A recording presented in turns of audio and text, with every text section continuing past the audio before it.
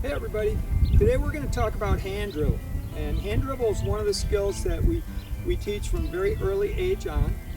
And a lot of times if I'm using official basketball, the first thing I will have young students do is bounce it and catch it with both hands.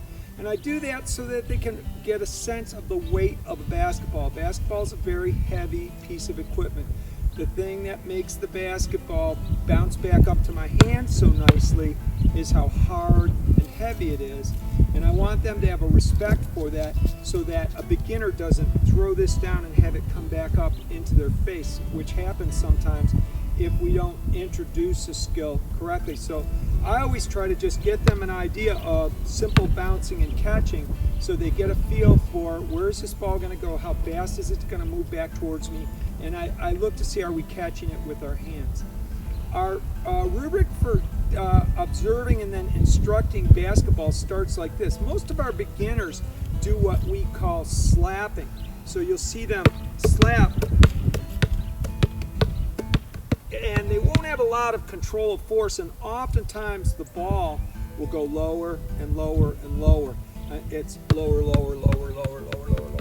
And also when kids are slapping, there's going to be contact with the palm, and you're going to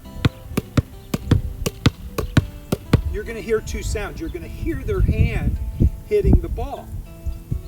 And in the process of learning how to dribble, the next thing that we see is the child that lets the ball bounce all the way up to the top of its bounce and then pushes down, and you'll often see a space between their hand.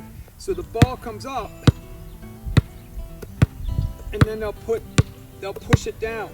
So you almost see that space almost like a puppet, or which is what we call this level, puppet, just like a string puppet, like they're coming up.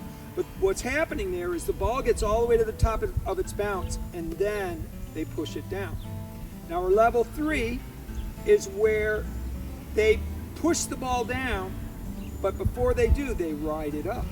So the ball comes up, and now you see my hand riding the ball, but you notice how high the ball's coming.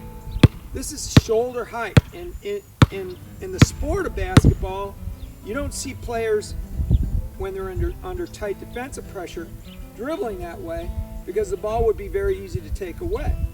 So what you see with advanced dribblers is the ball's going to push my hand up, but only about that far. So you're going to see this little soft motion. And once they begin to get the hang of this, you notice what I just did with my feet. I'm working with my right hand, so I have my left foot forward. And when I switch, I'm going to switch that orientation so that I do that. So it's like a mirror. When I cross over, I switch. So once they have these basics, especially for my beginners, lots and lots of patterning. 2 hands, or 2 bounces with this hand, 2 bounces with that hand. Change it to 3, change it to 4, whatever you want to do.